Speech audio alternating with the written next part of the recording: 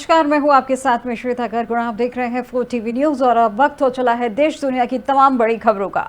आज हिमाचल प्रदेश में बीजेपी अध्यक्ष जेपी नड्डा का दौरा है। जो 2 दिवसीय चंबा दौरे पर है बीजेपी अध्यक्ष जेपी नड्डा। आज विकास कार्यों की समीक्षा बैठक करेंगे जेपी नड्डा, जहां पार्टी कार्यकर्ताओं के साथ भी करेंगे बैठक और लक्ष्मी नारायण मंदिर में करेंगे पूजा अर्चना। इस वक्त की बड़ी खबर आपको बताई जा रही है, जहां पे बीजेपी अध्यक्ष जेपी नड्डा का आज हिमाचल प्रदेश में दौरा है। जो 2 दिवसीय चंबा दौरे पर है बीजेपी अध्यक्ष जेपी नड्डा। जब विकास कार्यों की समीक्षा बैठक करेंगे जेपी नड्डा, वहीं पार्टी कार्यकर्ताओं के साथ भी करेंगे बैठक और उसी के साथ लक्ष्मी नारायण मंदिर में करेंगे पूजा अर्चना।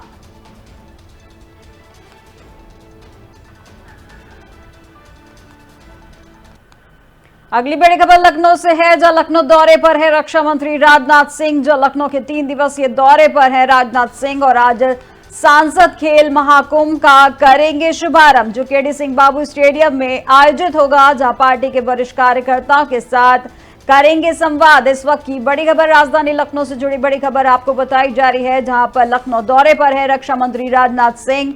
जो 3 दिवसीय दौरे पर है राजनाथ सिंह, जो आज सांसद खेल महाकुंभ का करेंगे शुभारंभ। उसी के साथ बता दें कि यह कार्यक्रम केडी सिंह बाबू स्टेडियम में आयोजित किया गया है, जिसमें इसके बाद पार्टी के वरिष्ठ कार्यकर्ताओं के साथ करेंगे संवाद।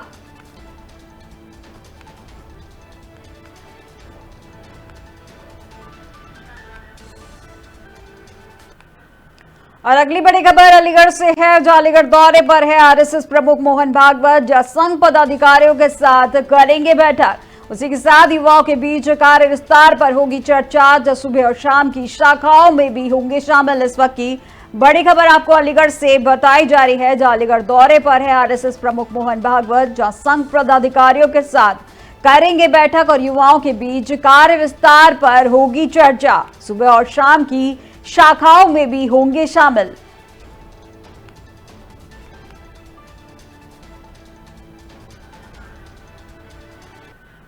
और अब खबर गोरखपुर से है, जहां गोरक्ष नगरी में रोड कनेक्टिविटी और पर्यटन से जुड़ी 147 परियोजनाओं का मुख्यमंत्री योगी आदित्यनाथ आज लोकार्पण एवं शिलान्यास करेंगे, जिसमें 1500 करोड़ की इन परियोजनाओं में से 438 करोड़ 38 लाख 7 हजार रुपए की 52 विकास परियोजनाओं का लोकार्पण और 1060 करोड़ की 98 लाख 83 हजार रुपए की 95 योजनाओं का शिलान्यास शामिल है। ईमान मेला में आयोजित होने वाले इस समारोह में मुख्यमंत्री जनसभा को संबोधित भी करेंगे।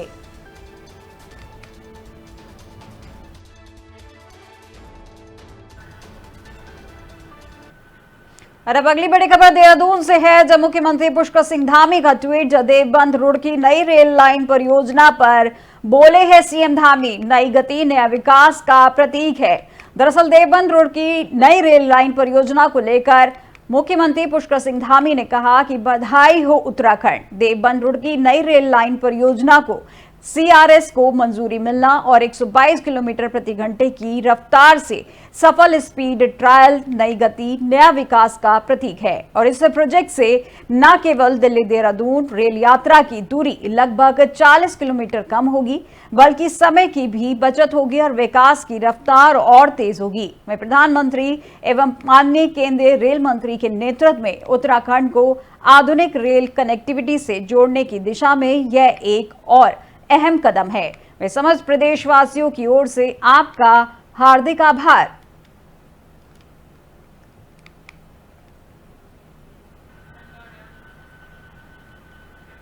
अब राजस्थान से जुड़ी अगली बड़ी खबर आपको बता दें, जहां श्रेष्ठी दंत्रा के बीच जाएंगे सीएम भजनलाल शर्मा, जहां यमुना जल समझौते को लेकर करेंगे बातचीत और 19 से 20 अप्रैल तक शेखावटी दौरे पर रहेंगे सीएम, जहां करीब 18 विधानसभा क्षेत्र की जनता से मिलेंगे सीएम और 10 से ज्यादा लेंगे सरकारी बैठकें और 19 अप्रैल को सीएम आवास से रवाना होंगे सीएम।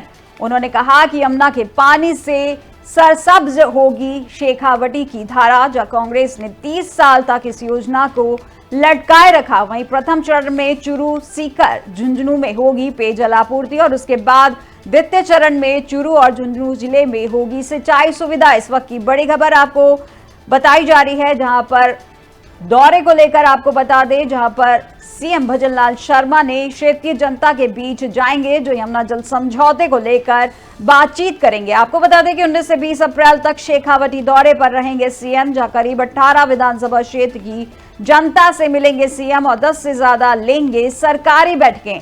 आपको यह भी बता दें कि 19 अप्रैल को सीएम आवास से रवाना होंगे सीएम, और उन्होंने इसी के साथ कहा कि यमुना के पानी से सरसब्ज होगी शेखावटी की धारा। और इसके साथ ही उन्होंने कहा कि कांग्रेस ने 30 साल तक इस योजना को लटकाए रखा।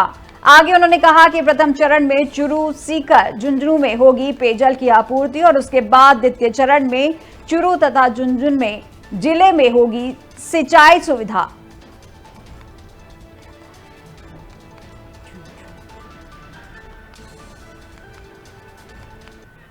अगली बड़ी खबर लखनऊ से है, जब वक्फ कानून पर बीजेपी आज चलाएगी अभियान, जब बीजेपी लोगों को बताएगी वक्फ कानून के फायदे। विपक्ष के भ्रामक प्रचार की बीजेपी खोलेगी पोल, और वक्फ सुधार जन जागरण अभियान का है आयोजन, जिसमें 4 सदस्यीय कमेटी की गई है गठित, जहां विपक्ष को घेरने के लिए अभियान चलाएगी भाजपा। इस वक्त की बड़ी खबर आपको राजधानी लखनऊ से जुड़ी बड़ी खबर बताई जा रही है, जब वक्फ कानून पर बीजेपी आज चलाएगी अभियान और बीजेपी लोगों को बताएगी वक्फ कानून के फायदे। और इसी के साथ विपक्ष के भ्रामक प्रचार की बीजेपी खोलेगी पोल, और वक्फ सुधार जन जागरण अभियान का है आयोजन, जिसमें 4 सदस्यीय कमेटी की गई है गठित, और विपक्ष को घेरने के लिए अभियान चलाएगी बीजेपी।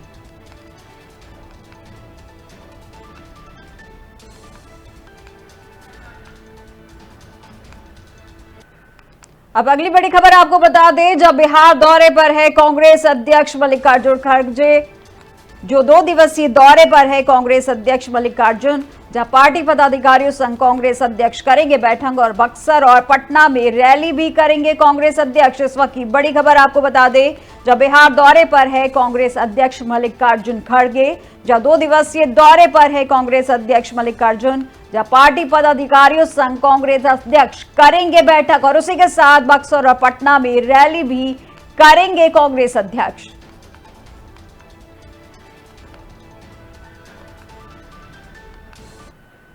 और अब दिल्ली से जुड़ी बड़ी खबर आपको बता दें, जहां नेशनल हेराल्ड मामले में कांग्रेस की बैठक, जिसमें सभी महासचिवों, प्रभारियों और अग्रिम संगठनों की बुलाई है बैठक, जिसमें सोनिया और राहुल गांधी के खिलाफ आरोप पत्र को लेकर यह बैठक की जाएगी, जहां पर प्रवर्तन निदेशालय द्वारा आरोप पत्र किया गया था दाखिल, जिसमें आगे की रणनीति तय करने के लिए बुलाई है बैठक। इस वक्त की बड़ी खबर, दिल्ली से जुड़ी बड़ी खबर आपको बता दें, जहां नेशनल हेराल्ड मामले में कांग्रेस की एक बैठक होने जारी है, जिसमें सभी महासचिवों, प्रभारियों और अग्रिम संगठनों की एक बैठक बुलाई गई है, जिसको लेकर बताया जा रहा है कि सोनिया और राहुल गांधी के खिलाफ आरोप पत्र को लेकर यह बैठक बुलाई गई है, जो प्रवर्तन निदेशालय द्वारा आरोप पत्र दाखिल किया गया था, और उसी के संबंध में आगे की रणनीति तय करने के लिए यह बैठक बुलाई गई है।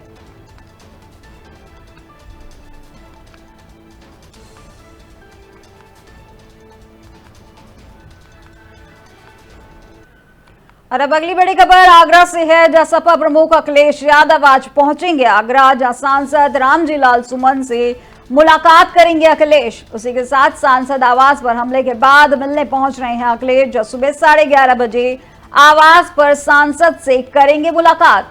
अखिलेश यादव के दौरे को लेकर पुलिस प्रशासन हुआ है अलर्ट, जिसमें अखिलेश के दौरे से जिले के सपा कार्यकर्ताओं में जोश बना हुआ है। इस वक्त की बड़ी खबर आपको आगरा से जुड़ी बड़ी खबर बताई जा रही है, जहां सपा प्रमुख अखिलेश यादव का आज पहुंचेंगे आगरा, जहां सांसद रामजी लाल सुमन से करेंगे मुलाकात, और सांसद आवास पर हमले के बाद मिलने पहुंच रहे हैं अखिलेश, जो सुबह 11:30 बजे आवास पर सांसद से करेंगे मुलाकात। वहीं अखिलेश यादव के दौरे को लेकर पुलिस प्रशासन हुआ है अलर्ट। वहीं दूसरी तरफ अखिलेश के दौरे से जिले के सपा कार्यकर्ताओं में भारी जोश।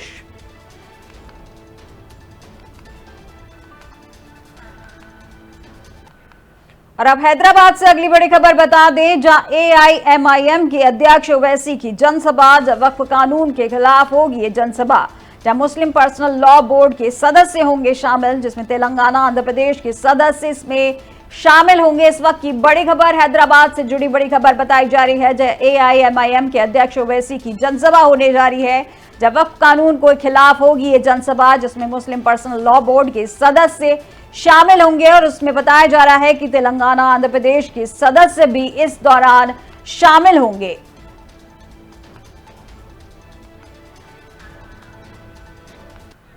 अब राजधानी लखनऊ से जुड़ी एक बड़ी खबर बता दें, जहां लू और गर्मी को देखते हुए अलग से बनेंगे वार्ड। वहीं पर मरीजों के साथ तीमारदारों के लिए भी होगी व्यवस्था और दवाएं संसाधन की पुख्ता व्यवस्था करने के दिए हैं निर्देश। मेडिकल कॉलेज CHC में पुख्ता व्यवस्था करने के निर्देश दिए गए हैं। इस वक्त की बड़ी खबर राजधानी लखनऊ की बताई जा रही है, जहां लू और गर्मी को देखते हुए अलग से वार्ड बनाने को लेकर निर्देश दिए गए हैं और बताया जा रहा है कि मरीजों के साथ तीमारदारों के लिए भी व्यवस्था करने के निर्देश दिए गए हैं, जिसमें दवाई संसाधन की पुख्ता व्यवस्था करने के निर्देश दिए गए हैं। जहां मेडिकल कॉलेजों CHC में पुख्ता व्यवस्था करने के निर्देश दिए गए हैं।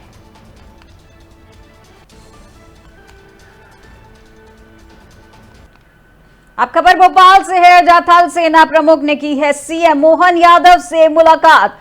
मुख्यमंत्री निवास स्थित समत भवन में की है सौजन्य भेंट, जहां CM ने पुष्प गुच्छ भेंट कर किया है स्वागत। दरअसल मध्य प्रदेश के मुख्यमंत्री डॉक्टर मोहन यादव ने थल सेना प्रमुख जनरल उपेंद्र द्विवेदी ने मुख्यमंत्री निवास स्थित समत भवन में सौजन्य भेंट की, जहां मुख्यमंत्री डॉक्टर यादव ने पुष्प गुच्छ, अंग वस्त्र और राजा भोज की मूर्ति भेंट कर थल सेना प्रमुख उपेंद्र द्विवेदी का स्वागत किया है। जहां मुख्यमंत्री डॉक्टर यादव को श्री द्विवेदी ने मणिपुर शैली में निर्मित राधा कृष्ण की प्रतिकृति भेंट की है और इस अवसर पर लेफ्टिनेंट जनरल PP सिंह और मेजर जनरल सुमित भी साथ में मौजूद थे।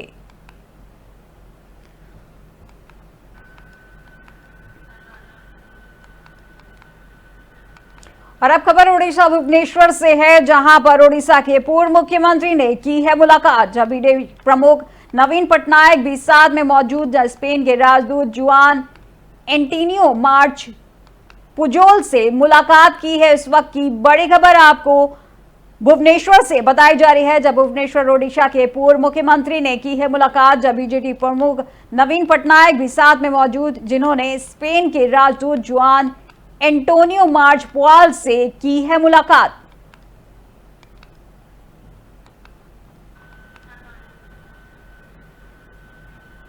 खबर राजधानी दिल्ली से है, जहां मुस्तफाबाद में इमारत ढहने की घटना कैमरे में कैद हुई है।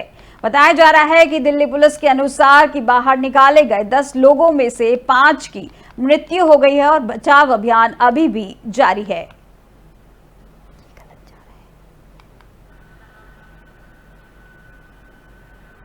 अब खबर असम से है, जहां असम पुलिस की स्पेशल टास्क फोर्स को सफलता मिली है, जहां 2 अलग अलग अभियानों में सफलता मिली है, जिसमें 2.70 लाख याबा टैबलेट और 520 ग्राम हेरोइन जब्त की गई है। वहीं पर असम पुलिस की स्पेशल टास्क फोर्स STF के प्रमुख डॉक्टर पार्थ सारथी महंत ने बताया है कि असम पुलिस की स्पेशल टास्क फोर्स के अधिकारियों ने कामरूप जिले में 2 अलग अलग अभियानों में 2.70 लाख याबा टैबलेट और 520 ग्राम हेरोइन जब्त की है, जिसकी कीमत 71 करोड़ रुपए बताई जा रही है। खबर वेस्ट बंगाल से है, जहां हिंसा प्रभावित मुर्शिदाबाद का दौरा हुआ है, जहां NCW की टीम आज करेगी दौरा, जहां राज्यपाल CV आनंद बोस, राष्ट्रीय महिला आयोग का दौरा है। इस वक्त की बड़ी खबर आपको पश्चिम बंगाल से जुड़ी बताई जा रही है, जहां हिंसा प्रभावित मुर्शिदाबाद का दौरा है, जहां NCW की टीम आज करेगी दौरा, जो राज्यपाल CV आनंद बोस, राष्ट्रीय महिला आयोग का करेगी दौरा। इस वक्त की बड़ी खबर आपको पश्चिम बंगाल से बताई जा रही है।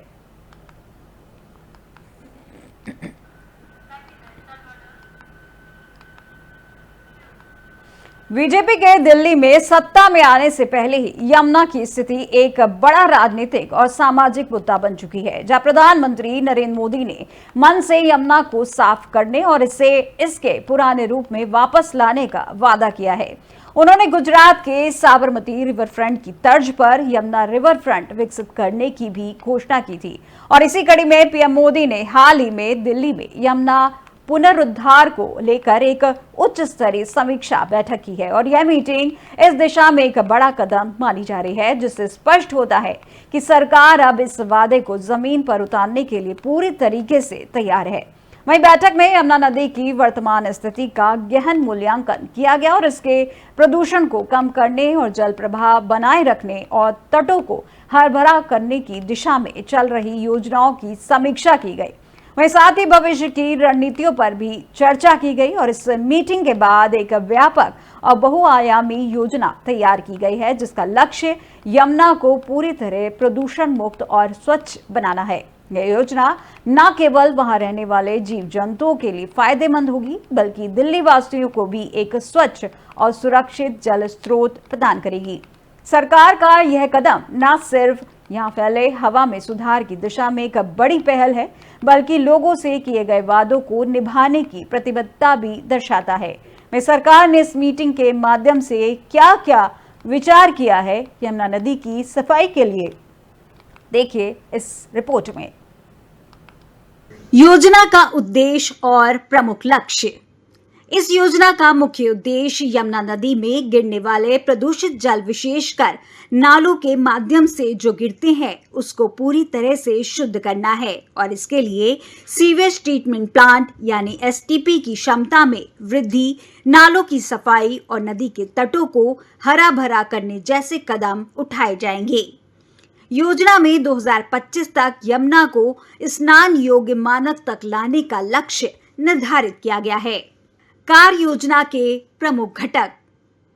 इस सफाई अभियान के लिए सरकार की तरफ से कार्य योजना तैयार की गई है और इसके कई प्रमुख घटक हैं।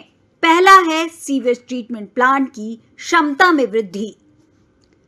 दिल्ली सरकार ने मौजूदा एसटीपी की क्षमता में वृद्धि करने की योजना बनाई है और इसके तहत दिसंबर 2026 तक एसटीपी की क्षमता को 792 मिलियन गैलन प्रतिदिन से बढ़ाकर 964.5 एमजीडी करने का लक्ष्य है और इसमें नए एसटीपी का निर्माण और विकेंद्रीकृत एसटीपी की स्थापना शामिल है।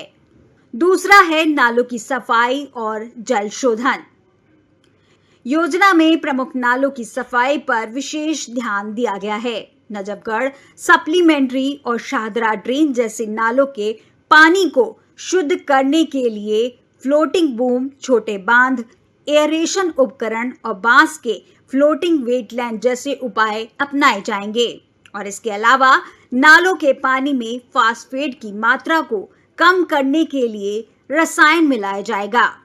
तीसरा है अतिक्रमण हटाना और नदी तटों का सौंदर्यीकरण। योजना के तहत यमुना के किनारे अवैध अतिक्रमण को हटाने के लिए पिछले 31 महीनों में 1500 एकड़ से अधिक क्षेत्र को खाली कराया गया है। डीडीए को जैव विविधता पार्क विकसित करने की जिम्मेदारी सौंपी गई है ताकि नदी तटों का हरा भरा बनाया जा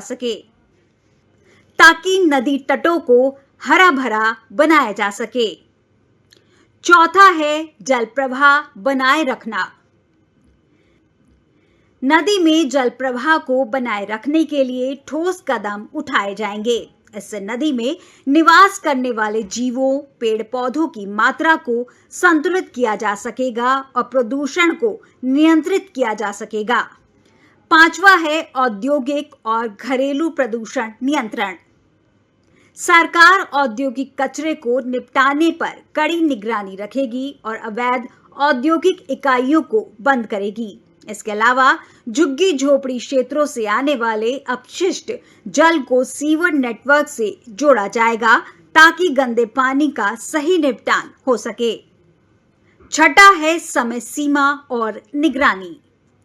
योजना के कार्यान्वयन की निगरानी के लिए एक मजबूत तंत्र स्थापित किया जाएगा। इसके लिए सरकार ने आश्वासन दिया है। इसके अलावा मौजूदा एसटीपी के प्रदर्शन और आउटपुट की रोजाना निगरानी की जाएगी ताकि किसी भी कमी को तुरंत दूर किया जा सके। सातवां है पर्यावरणीय और सामाजिक प्रभाव।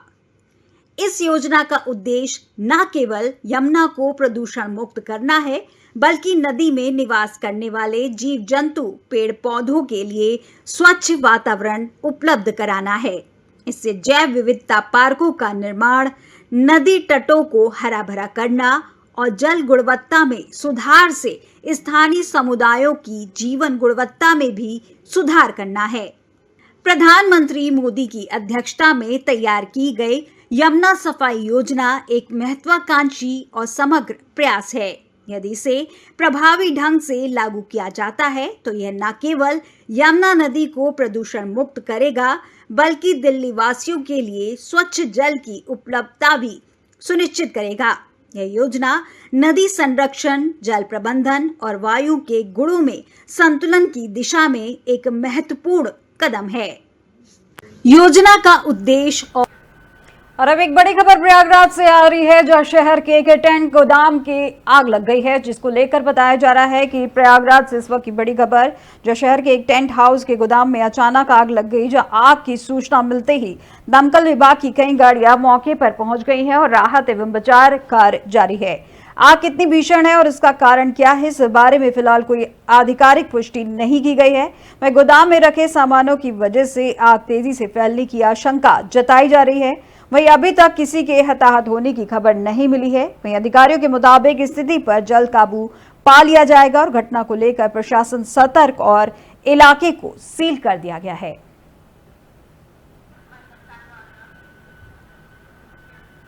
देश दुनिया की तमाम बड़ी खबरों में फिलहाल बस इतना ही और अधिक जानकारी के लिए देखते रहिए 4TV न्यूज़। नमस्कार।